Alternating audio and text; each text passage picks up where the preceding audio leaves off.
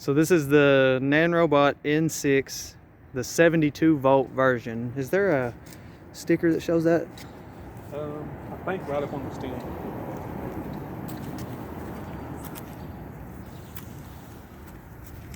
I guess so. Well, this is the 72 volt version. And we know that because it goes faster than 43, which is what the other one does. He's got about, so this is not my scooter, but he's got about 126 miles on it right now. And from what I know, it's been a pretty good scooter. No issues at all, no flats, nothing. He actually really rides the heck out of it too. Like, he doesn't take it easy on this scooter.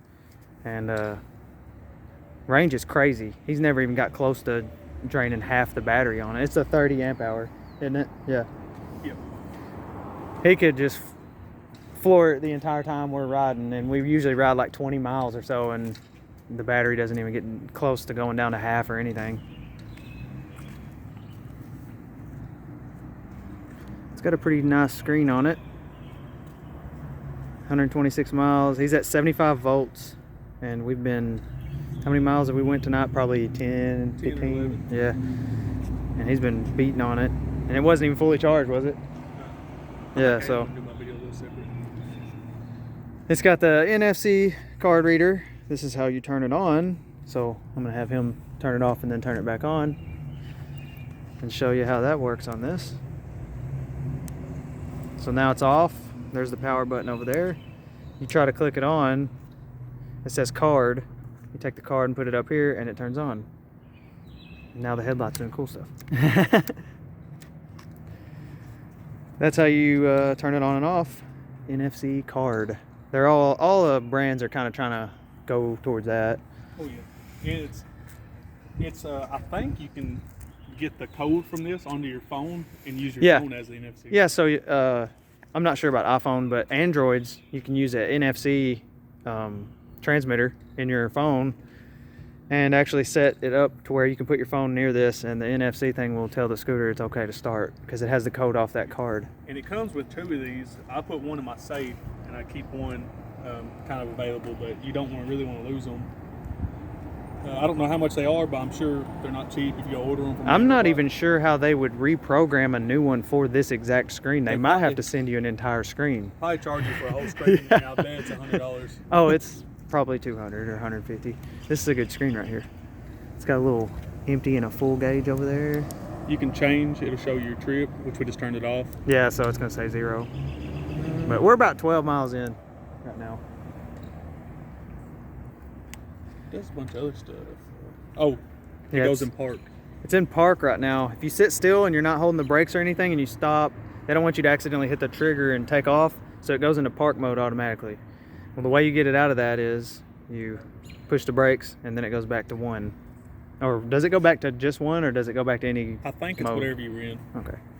Yeah, so it goes back to whatever mode you had it in. The lighting package on this thing is really good.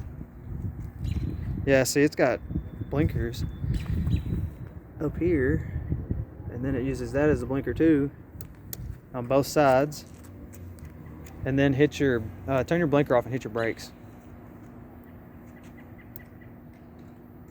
Yeah, the middle one gets really bright, and then the side ones just flash really fast.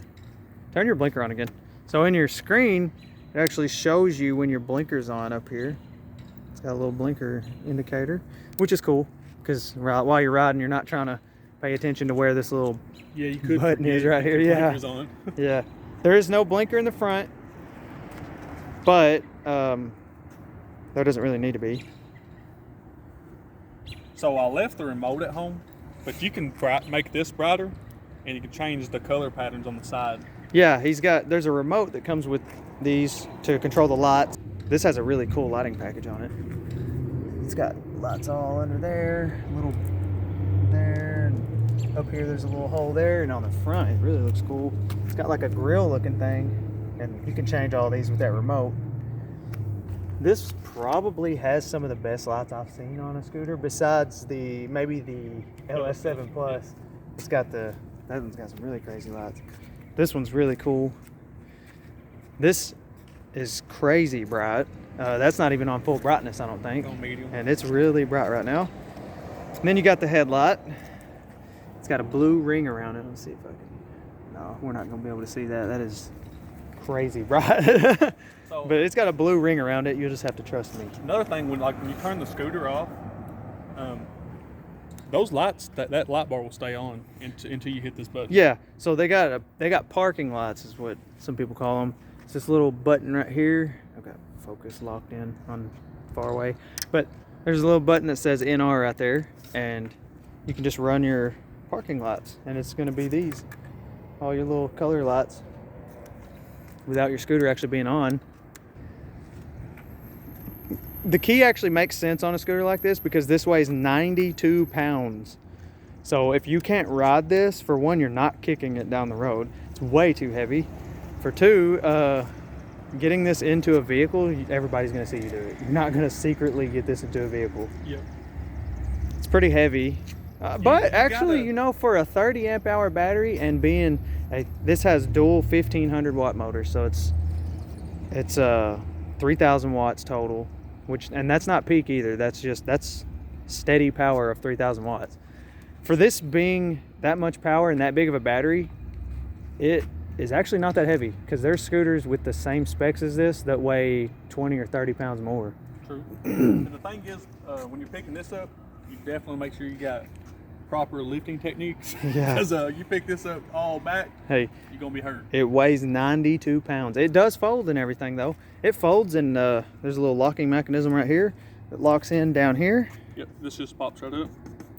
You gotta be careful though, because I learned the hard way. As soon as you loosen that up, there ain't no brake on this. It'll slam down. I thought I broke something. Yeah. And your screen, be sure to leave your screen loose so that you can push it back when you go to fold it so it doesn't hit your kick panel back there. Yeah. And the way you fold it up is the thing Nanrobots have been doing forever, because it's tried and true. This thing works really good. You unscrew this and it pulls these two prongs out right here, and then you can fold it down. And that is super sturdy. It does not move at all when it's locked in. And, After that, the way I pick it up, grab a hold of this. Yeah. And then I grab it like right up here. Yep. And just kind of lift it straight up. It's not crazy heavy. Like I said, there's scooters that weigh a lot more than this one with the same specs. It has a 30 amp hour LG battery, which, I mean, I don't think we'll ever get a range test of this thing because it'd take hours and hours and hours. It would take more than one ride. Yeah, it'd take probably three rides if you want to run it all the way down. We usually ride about 20 miles. I think the most we've rode was, what, 24 in one trip? I think we did 28 one time. Yeah. We do pretty good trips. Because we did 2 rides one day. But range is not an issue. He's right around 200 pounds, and I'm gonna tell you, this thing gets wet. This gets over 50 miles an hour on GPS with him on it, and it gets insane range. Oh yeah. So somebody smaller, if you're smaller, you're gonna get more range. If you're heavier, you're gonna get less range. But I don't think anybody's too heavy for this to. There's no way nobody could get 30 miles, 35 miles, 40 miles on this. Top speed at 200 pounds, I think you'd still get 50. Yeah, it's got a massive battery with good cells in it. 80 or so. Yeah, it's a good one. So with your 126 miles, have you had any issues out of it? Any complaints? The only thing was when we first got it, we had to adjust the suspension a little bit because it did get wobbly faster you got. Yeah. It's so straightened out now. When I rode this, anything over 45, you was going to get speed wobbles. The suspension was really loose. Like, I weigh 130 pounds and I could step onto this and it would bring the scooter down 1 inch, just me stepping onto it. So he tightened it up a little bit. In the front, I think the back is still loosened, isn't it? Okay, so they're both tightened up.